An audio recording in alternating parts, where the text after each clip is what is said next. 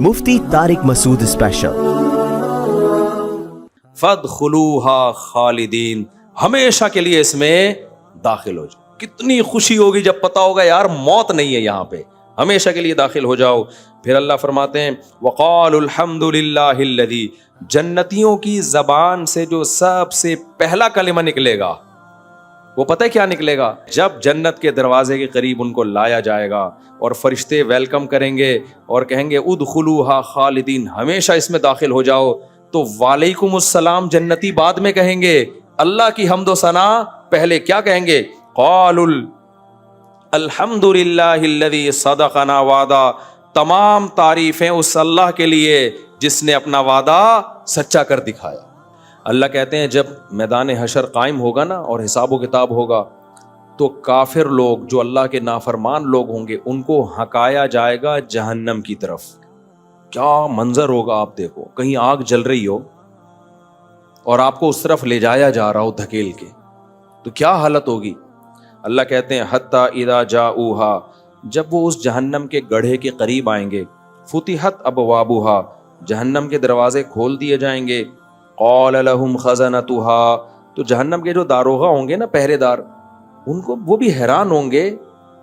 دیکھو ہم کوئی آگ کا کنواں جلتا ہوا دیکھیں اور کوئی شخص زندہ جانور اس میں پکڑ کے ڈال رہا ہو، ہمیں ترس آئے گا کہ نہیں آئے گا کہ یار اس کے کیا کر رہے ہو تم اس کے ساتھ؟ وہ چائنا میں ایک ویڈیو میں نے دیکھی تھی، خنزیر ہیں، بہت سارے گڑھا کھود کے ان کو ڈال دیا اور اس کو آگ لگا کے زندہ خنزیروں کو مارا انہوں نے۔ کیسا دل خراب ہوتا ہے نا انسان کا، یار تم زندہ جلا رہے ہو ایک مخلوق کو۔ تو قرآن کہتا ہے جب انسانوں کی ایک بڑی تعداد کو جہنم کے گڑھے کے قریب لایا جائے گا نا تو فرشتوں کو حیرانی ہوگی۔ فرشتوں کو پتا ہے کہ اللہ ظالم بولو نہیں ہو سکتا، یعنی ایسا نہیں ہو سکتا کہ اللہ اتنی بڑی تعداد انسانوں کی جو بے گناہ تھے ان کو اٹھا کے کہاں ڈال دے؟ زندہ انسانوں کو آگ میں۔ تو فرشتے حیرانگی سے پوچھیں گے کہ الم یاتکم وقال لهم خزنتها الم یاتکم رسل منکم یتلون علیکم آیات ربکم، ارے کیا اللہ کے میسنجرز تمہارے پاس نہیں آئے تھے جنہوں نے اللہ کی آیتیں تم کو پڑھ پڑھ کے سنائیں؟ وَيُنذِرُونَكُمْ لِقَاءَ يَوْمِكُمْ هَذَا، اور تمہیں اس آگ سے ڈرایا ہو انہوں نے۔ یعنی وہ فرشتے سمجھ رہے تھے کہ یا تو یعنی معاذ اللہ ظالم ہے، ان کے ذہن میں یہ وسوسہ آ سکتا ہے نا کہ اللہ نے کوئی پیغمبر نہیں بھیجا ان کے پاس، ورنہ خود تو کوئی اتنا بے وقوف ہوتا نہیں ہے کہ جس نے اس جہنم کے بارے میں سنا بھی ہو پھر بھی اس سے بچنے کی کوشش نہ کرے۔ اس کی مثال ایسے ہے، آپ کو کسی نے بتایا بھائی ادھر انڈا موڑ پہ آگ لگی ہوئی ہے، ڈاکوؤں کی فائرنگ ہو رہی ہے، پولیس مقابلہ ہو رہا ہے، دھماکے ہو رہے ہیں، آپ لوگ وہاں نہ جائیں، بہت خطرناک حالات ہیں، فائرنگ ہو رہی ہے، 10 بندے اس فائرنگ سے مر چکے ہیں، پھر بھی آپ ٹہلتے ہوئے جا رہے ہیں۔ تو وہاں کوئی پولیس والا کھڑا کیا کہے گا؟ ابے اناؤنسمنٹ ہوئی تھی تیری مسجد سے، کیا تو نے وہ سنی نہیں ہے؟ وہ یہی کہے گا نا، سب طرف سے اعلان ہوا ہے، ٹی وی میں خبر بھی چلی ہے اور تمہاری مسجد سے اعلان بھی ہوا ہے اور لکھ کے بھی لگایا گیا ہے بھائی یہاں فائرنگ ہو رہی ہے نہیں آؤ، تو تم کیسے بیوقوف ہے یار، تم پھر بھی آ رہے ہو یہاں پہ۔ تو یہی حال کس کا ہوگا؟ فرشتوں کا۔ قرآن کہتا ہے کہ فرشتے حیران ہوں گے، یار اتنی خطرناک آگ، اتنی خطرناک آگ، اس میں ان کو لایا، ہانکا جائے گا، ہانکے کا مطلب ان کا دل نہیں چاہے گا جانے کا، دھکے دے دے کے لایا جائے گا۔ تو وہ پوچھیں گے الم یاتکم رسل منکم، ارے کیا تمہارے پاس اللہ کے پیغمبر نہیں آئے تھے، ان کا پیغام نہیں پہنچا تھا جنہوں نے تمہیں اس آگ سے ڈرایا ہو؟ وہ جواب میں کیا کہیں گے؟ قالوا بلا، ان کو یاد آ جائے گا، ہاں بھائی ہمارے پاس تو آسمانی جتنی بھی کتابیں ہیں سب کا ایک پیغام تھا مشترک، اتنے اختلافات کے باوجود بھی، کہ اللہ نے نافرمانوں کے لیے جہنم کی آگ تیار کی ہے۔ دیکھو عیسائی، یہودی اور مسلمانوں میں کتنا اختلاف ہے نا، لیکن تورات بھی جہنم کی آگ کا تذکرہ کرتی ہے، انجیل بھی جہنم کی آگ کا تذکرہ کرتی ہے، اور قرآن بھی جہنم کی آگ کا تذکرہ کرتا ہے کہ آخرت میں سزا کیا ملے گی؟ آگ۔ تو کہیں گے کیا تمہارے پاس اللہ کے پیغامات نہیں آئے تھے؟ وہ کہیں گے بلا، کیوں نہیں بھائی، وَلَكِنْ حَقَّتْ كَلِمَةُ الْعَذَابِ عَلَى الْكَافِرِينَ۔ بالکل وہ اسٹائل ہوگا جیسے میں نے ابھی مثال دی آپ کو کہ فائرنگ ہو رہی ہے، دھماکے ہو رہے ہیں، اور لوگ بھی منع کر رہے ہیں بھائی مت جاؤ, اعلان ہو گیا, آپ کو پھر بھی شوق ہے وہاں جا کے دیکھنے کا کہ ہو کیا رہا ہے. اب آپ وہاں گئے, آپ کے گولی لگی, پولیس والے اٹھا رہے ہیں, بھائی تجھے منع نہیں کیا تھا, تو آپ جواب میں کیا کہو گے؟ یار منع کیا تھا لیکن کمبختی آئی ہوئی تھی, میری قسمت کیا تھی؟ خراب. میرے مقدر میں گولی لکھی ہوئی تھی, پتہ نہیں میرا دماغ کام نہیں کر. جب سزا ملے گی تو یہی ہوگا نا, آپ کہو گے یار مجھے کتنے لوگوں نے روکا مگر مجھے پتہ نہیں کیا تکلیف تھی. بالکل یہی اسٹائل ہوگا ان کا. کہیں گے وَلَكِنْ حَقَّتْ كَلِمَةُ الْعَذَابِ عَلَى الْكَافِرِينَ. کہیں گے بھائی بات یہ ہے کہ ہمیں بہت لوگوں نے ڈرایا تھا, بہت سمجھایا تھا, لیکن اللہ کا عذاب ہم پر ثابت ہو گیا. یعنی ایسے موقع پہ انسان کہتے ہیں میری قسمت ہی پھوٹی ہوئی تھی, میرے تو مقدر میں جہنم لکھی ہوئی تھی, یعنی میری عقل نے کام کرنا چھوڑ دیا تھا. تو جب فرشتے ان کے منہ سے یہ سنیں گے نا کہ یہ جرم کا اعتراف کر رہے ہیں, تو فرشتے کہیں گے قیل ادخلوا ابواب جہنم خالدین فیہا, جاؤ پھر تمہارا مقدر یہی آگ ہے. تم خود اعتراف بھی کر رہے ہو کہ تمہارے پاس پیغمبروں کی دعوت آئی جنہوں نے تمہیں آگ سے ڈرایا, اس کے باوجود کہہ رہے ہو کہ ہماری قسمت خراب تھی. اس کا مطلب تم خود مان رہے ہو کہ اللہ کا پیغام ہم تک پہنچا تھا, اب تمہارے ساتھ صحیح ہو رہا ہے. فرشتے بھی ترس نہیں کھائیں گے, کہیں گے دفع ہو جاؤ اس آگ کے اندر. دوسرے مقام پہ قرآن میں آتا ہے کہ جب وہ آگ میں جلیں گے نا تو اللہ سے کہیں گے اے اللہ اخرجنا منہا, سورہ مومنون میں, اے اللہ ایک دفعہ اس آگ سے تو ہمیں نکال دے. فَإِنْ عُدْنَا فَإِنَّا ظَالِمُونَ, اگر ہم نے دوبارہ یہ حرکتیں کی تو واقعی ہم ظالم ہوں گے. تو اللہ جواب میں کیا کہیں گے؟ الم تکن آیاتی تتلا علیکم, کیا میری آیات تم پر تلاوت نہیں کی جاتی تھی دنیا میں؟ کیا دنیا میں کسی نے تمہیں اس آگ سے ڈرایا نہیں تھا؟ تو وہاں بھی وہ جواب میں یہی کہیں گے, وہ کہیں گے کیوں نہیں ڈرایا تھا؟ ربنا غلبت علینا شقوتنا, اے اللہ ڈرایا تھا ہماری بدبختی ہم پہ غالب آ گئی. کہتے ہیں نا میری تو قسمت ہی پھوٹ گئی تھی, ہماری بدبختی ہم پر غالب آ گئی. وَكُنَّا قَوْمًا ضَالِّينَ, اے اللہ مانتے ہم گمراہ تھے, ایک دفعہ نکال دے. اللہ کہیں گے اخسؤوا فیہا, جب تم مان رہے ہو کہ پیغمبروں نے تمہیں دعوت دی تھی, تم تک دعوت پہنچی بھی ہے, اب اس میں ذلیل ہو کے پڑے رہو. پھر اللہ کیا کہیں گے کہ اخسؤوا فیہا ولا تکلمون انہ کان فریق من عبادی. دیکھو سارے اگر میری دعوت کو ٹھکرا دیتے نا تو یہ وہم ہو سکتا تھا کہ شاید اللہ کی دعوت ہی ٹھیک نہیں تھی, یا دعوت دینے کا انداز ہی ٹھیک نہیں تھا, یا اللہ نے پیغمبر بھیجے مگر ان کا پیغمبر ہونا ثابت ہی نہیں کیا. اگر سارے ٹھکرا دیتے, اللہ جنتیوں کی طرف اشارہ کریں گے انہ کان فریق من عبادی, دیکھو یہ ایک فریق یہ بھی تو ہے, اس کے پاس جب میری دعوت آئی کہ جہنم برحق ہے جنت برحق ہے, انہوں نے راتوں کو اٹھ کے دعائیں مانگنا شروع کر دیں. ربنا آمنا, اے اللہ ہم نے تیرے پیغمبروں کی دعوتوں پر لبیک کہا, فاغفر لنا, اے اللہ تو ہمارے گناہوں کو معاف کر دے, جو کچھ ہم سے ہوا ہم توبہ کرتے ہیں, آئندہ بچنے کی کوشش کریں گے. ورحمنا, اے اللہ ہم پر رحم کر.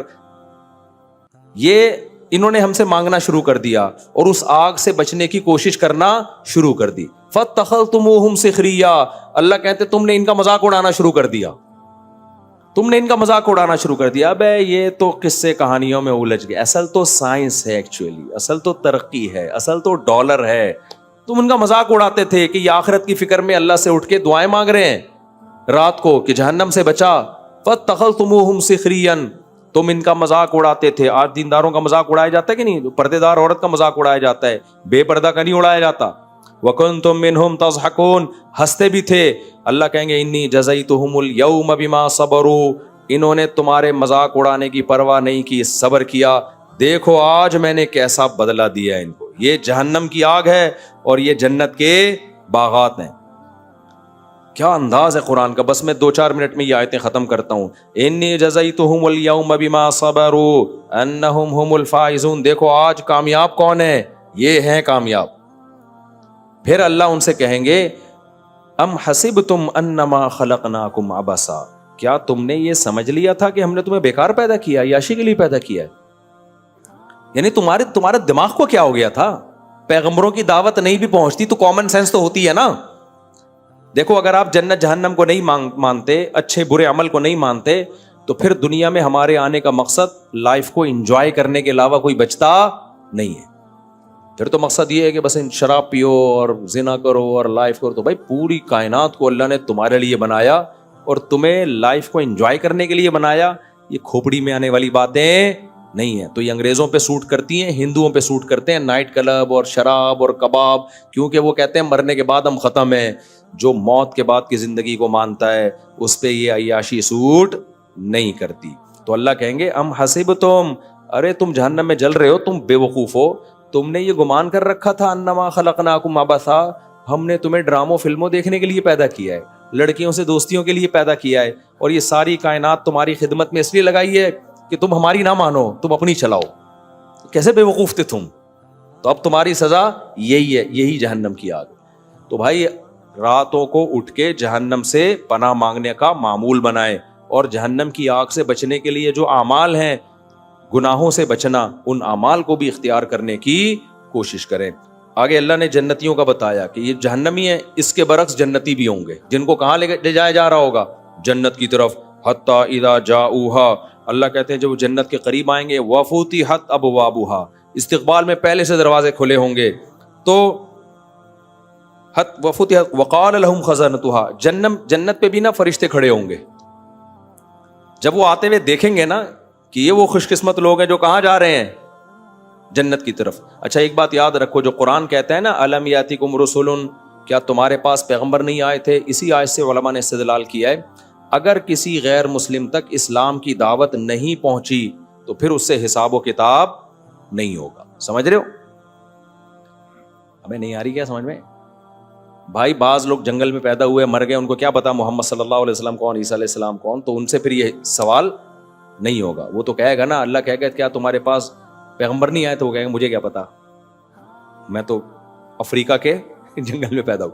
ہاں توحید کا سوال ہر ایک سے ہوگا, توحید کا سوال, کیونکہ یہ اس کی دلیل عقلی ہے. عقل کہتی ہے کہ اللہ کے سوا کوئی معبود نہیں ہے, باقی شریعت کے حکام کا سوال نہیں ہوگا. تو حجت جب تام ہوتی ہے جب پیغمبروں کی دعوت پہنچتی ہے. تو ہم سب پر تو حجت تمام ہو چکی ہے, تو ہم دوسروں کی فکر چھوڑ دیں, ہم کس کی فکر کریں؟ لوگ پوچھ رہے ہوتے ہیں یہ نیوٹن جنت میں جائے گا کہ جہنم میں جائے گا. میں کہتا ہوں میں نیوٹن کے بارے میں نہیں فیصلہ کر سکتا, میں تو یہ جانتا ہوں کہ میں نے اگر توحید کے راستے کو چھوڑ دیا تو میں کہاں جاؤں گا بھائی؟ جہنم. میں اگر گناہ کیا اور توبہ نہیں کی تو میرا خطرہ ہے, اللہ بچائے ہم سب کو, پھر جہنم میں جانے کا بڑا سخت خطرہ ہے. تو آگے اللہ تعالیٰ کہتے ہیں جنتی لوگ جب جنت کے قریب جائیں گے, دروازے کھول دیے جائیں گے, جو داروغہ ہیں وہ کہیں گے کہ سلام علیکم. وہ یہ نہیں کہیں گے کیا تمہیں کوئی کسی نے بتایا تھا جنت کے بارے میں جو تم یہاں آئے ہو, کیونکہ فرشتوں کو پتا ہے بھائی بتایا تھا تبھی تو آ رہے ہیں جنت کی طرف, انہوں نے وہ اعمال کر لیے, لہذا فرشتے ویلکم کریں گے. سلام علیکم, تم پر سلامتی ہو, طبتم, یہ بڑا مزے کا جملہ ہے, اس کا اردو میں ترجمہ ہو نہیں سکتا. طبتم کا مطلب ہے بہت اچھے رہے تم, ٹھیک ہے نا. کیا مطلب ہے؟ ویل ڈن, ہٹو بچوں ہوگا پورا ترجمہ اس. یعنی فرشتے جب دیکھیں گے نا یہ جنت کی طرف آ رہے ہیں, اور جنت میں حوریں ہیں, جنت میں نہریں ہیں, جنت میں باغات ہیں, اور قطوفہا دانیاں, درختوں کے لٹکے ہوئے پھل ہیں, اتنی نعمتیں ہیں, تو فرشتے بھی للچائی ہوئی نظروں سے کہیں گے طبتم, ویل ڈن, بہت اچھے, ہٹو بچوں ہو گیا یہ تو, ٹھیک ہے نا. یعنی فرشتے بھی حیران ہو کے کہیں گے یار کیا خوش قسمت ہو تم لوگ, ہمیشہ کی زندگی جو کبھی ختم ہونے والی نہیں ہے. سلام علیکم, تم پر سلامتی ہو, طبتم, بہت اچھے رہے تم. نہیں آئے گی سمجھ میں تمہارے. دیکھو ایک آدمی کی 4 ہو گئی ایک ہی دن, آپ کی ایک بھی نہیں ہو رہی, آپ اسے کیا کہو گے؟ بہت ہی اچھے یار تم, وہ تو بہت ہی آگے نکل گئے یار تم. لوگ کہہ رہے ہوتے ہیں نا ویل ڈن ہے یار. تو طبتم کا نہیں میں ترجمہ کر پا رہا حقیقت, بس یہ جب بہت ہی کوئی, طبتم کا مطلب ہٹو بچوں, یہ مطلب ترجمہ کریں آپ. فرشتے کیا کہیں گے؟ کراچی والا آئے گا تو بولیں گے ہٹو بچوں ہو گیا بھائی یہ تو, کیونکہ انڈیا وہ پنجاب والے سمجھتے نہیں ہٹو بچوں کا مطلب کیا ہے. میں نے کہیں بیان میں کہا نا ہٹو بچوں, تو میں جب حج کرنے گیا تو وہاں ایک انڈین مجھ سے پوچھ رہا تھا کہ وہ بچے ہوتے ہیں جن کو آپ ہٹا رہے ہوتے ہو, ہٹو بچوں کیا ہوتا ہے؟ میں نے کہا بھائی اب تو انڈیا میں بھی ہے, آیا شاید یہ انڈیا سے ہی ہے, لیکن ہر جگہ نہیں لوگ سمجھتے. تو ہٹو بچوں کا مطلب ہٹو بچوں, یہ ہاں بچوں کا کام, ایک بہت بڑا کام ہو رہے والا یہاں پہ. تو فرشتے کہیں گے طبتم, ویل ڈن, فادخلوہا خالدین, ہمیشہ کے لیے اس میں داخل ہو جاؤ. کتنی خوشی ہوگی جب پتا ہوگا یار موت نہیں ہے یہاں پہ, ہمیشہ کے لیے داخل ہو جاؤ. پھر اللہ فرماتے ہیں وقال الحمد للہ الذی, جنتیوں کی زبان سے جو سب سے پہلا کلمہ نکلے گا وہ پتہ ہے کیا نکلے گا؟ کیونکہ یہ سب کچھ قربانیاں وہ دے کس لیے رہے تھے؟ جنت کے لیے. آخرت میں جاتے کچھ بھی نہ نکلتا, کتنا غصہ آتا نا کہ اللہ ہم نے بوڑھے ابا کے سامنے اف بھی نہیں کیا. ہمیں پتا تھا بوڑھے باپ اور بوڑھی ماں کی قدموں میں جنت, ان کے قدموں میں جنت تلاش کرتے رہے, بیوی کے حقوق ادا کیے, جنت ملے گی. بیوی نے کہا اپنے شوہر کو, دل نہیں چاہ رہا تھا لیکن مان لیا کہ میرا سربراہ ہے, کس بیس پہ بھائی جنت ملے گی, صبر کر لو. دل تو کسی خاتون کا نہیں چاہتا اپنے شوہر کو سربراہ ماننے کا, لیکن مجبوری میں کیا کیا, مان لیا. آدمی کا دل نہیں چاہتا اپنی بیوی سے محبت کرے, بیوی کے علاوہ سب اچھی لگ رہی ہوتی ہیں, لیکن اللہ نے کہا محبت کس سے کرو بھائی, دل نہیں چاہ رہا تھا, جنت کی لالچ میں محبت کرنا شروع کر دی. بیگم سے فون کر کے خیریت پوچھ لی, کس کا دل چاہتا ہے بیگم سے فون کر کے خیریت پوچھنے کا؟ تو ساس کی خدمت کر لی, رشتہ داری جوڑ لی, نماز قائم کر لی, داڑھی رکھ لی, عورت نے پردہ کر لیا, سارے حکام کیے, جہاد کیا اللہ کی راہ میں. بہت تو شہید ہو گئے, جان گوا بیٹھے اپنی, کس کی لالچ میں؟ جنت. اور وہ جنت ہی نہ ملتی, کس قدر غصہ آتا کہ نہیں آتا. لیکن اللہ کہہ رہے ہیں جب جنت کے دروازے کے قریب ان کو لایا جائے گا اور فرشتے ویلکم کریں گے اور کہیں گے ادخلوها خالدین, ہمیشہ اس میں داخل ہو جاؤ, تو وعلیکم السلام جنتی بعد میں کہیں گے, اللہ کی حمد و ثنا پہلے. کیا کہیں گے؟ قالوا الحمد للہ الذی صدقنا وعدہ, تمام تعریفیں اس اللہ کے لیے جس نے اپنا وعدہ سچا کر دکھایا. جو وعدہ اس نے کیا تھا, تو یہ سیاسی وعدے نہیں نکلے. سیاسی لیڈر تو کتنے وعدے کیے تھے نا. ایک سیاسی رہنما میرے پاس آئے الیکشن سے پہلے, آپ کو پتہ نہیں چلے گا کس کی بات ہو رہی ہے, تو اس لیے اس میں کوئی غیبت نہیں. کہنے لگے دیکھیں آپ تک تو ہم نے ہی کراچی میں جتنا بھی کام کیا ہے, جتنا بھی, مجھے اتنی ہنسی آ رہی تھی, میں بڑی مشکل سے, یار جھوٹ بولنے سے پہلے کراچی میں کام ہوا کدھر ہے؟ مجھے کہہ رہے ہیں جتنا ڈیولپمنٹ کا کام کراچی میں نظر آ رہا ہے آپ کو پتہ ہے یہ کس نے کیا ہے؟ میں تو گھس رہا تھا نیچے میز کے, میں نے کہا یار کوئی حد ہوتی ہے, لطیفہ سنانے سے پہلے بتا تو دو کہ میں لطیفہ سنا رہا ہوں, میں تیاری تو کروں اتنا, کیونکہ یہ چھوٹا لطیفہ نہیں ہے, اس پہ بہت زیادہ ہنسنا پڑ رہا ہے. یعنی ڈھیٹ پڑنے کی انتہا, یعنی وہ چاہ رہے تھے کہ میں ان کو پروموٹ کروں ایکشن. میں نے کہا بھائی جان بہت آپ نے کام کیا ہے, یہ تو ہمیں پتہ ہے الحمدللہ. تو بہت سے لوگ آئے ہیں, کوئی ایک کی بات نہیں کر رہا کہ کسی ایک کی طرف ذہن جائے, یا کوئی بندہ کہ اچھا میں ملنے آیا تھا تو میں مراد ہوں, نہیں بھائی آپ کے علاوہ کی بات کر رہا ہوں. بہت لوگ آئے ہیں الیکشن سے پہلے, میں نے تو پھر کسی کو پروموٹ کیا ہی نہیں نا. میں نے کہا تو وہ جب انہوں نے یہ کہا نا کہ دیکھیں اب تک جو ڈیولپمنٹ کا, ڈیولپمنٹ نہیں, ڈیولپمنٹ نظر آ رہی ہے آپ کو کراچی میں کتنا, یہ سب ہمارا ہی ہے. مجھے بہت, میں نے کہا یار اللہ نے جہنم غلط نہیں بنائی ہے, بالکل صحیح بنائی ہے. کہ کچھ لوگ ایسے ڈھیٹ ہیں, کیا ایک کیل تم لوگوں نے ٹھوکی نہیں ہے کراچی میں یار, اور ووٹ مانگنے سے پہلے کہہ رہے ہو سارا کام کس نے کیا ہے؟ ہم نے کیا ہے. کام کہاں کیا ہے جو آپ کہو گے ہم نے کیا ہے؟ یہ ایسے جیسے گٹر میں ڈھکن نہیں اور کہہ رہے ہیں ڈھکن کس نے لگایا ہے؟ یہ تو میں نے لگایا. ابے ڈھکن تو پہلے لگا ہوا دکھام, یہ تو بعد میں بات ہوگی کہ تو نے لگایا ہے کسی اور نے لگایا ہے. تو بہت ڈھیٹ ہوتے ہیں یار یہ سیاسی لوگ, اللہ کی پناہ ہے یار. مجھے تو ہنسی اتنی آ رہی تھی, میں نے کہا بعد میں ہنسا جانے کے بعد, میں نے کہا یار وہ انسلٹ ہو جاتی ہے اس بندے کی. میں نے کہا یار دیکھو یار, اچھا خیر. تو وہ کیا کہیں گے؟ صدقنا وعدہ, وہ کہیں گے اللہ کے وعدے سیاسی وعدے نہیں. اچھا کمال کی بات ہے الیکشن کے بعد بھی نہیں ڈھکن لگے, پھر بھی نہیں ڈھکن لگے. تو صدقنا وعدہ کہیں گے تمام تعریفیں اس اللہ کے لیے ہیں جس نے اپنے وعدے کو سچا کر دکھایا. وَأَوْرَثَنَا الْأَرْضَ نَتَبَوَّأُ مِنَ الْجَنَّةِ حَيْثُ نَشَاءُ, اور ہمیں اس جنت کی زمین کا وارث بنا دیا اس نے. بحریہ ٹاؤن میں آج تمہارا ایک پلاٹ نکل ہے, خوشی سے پاگل ہو جاؤ تم.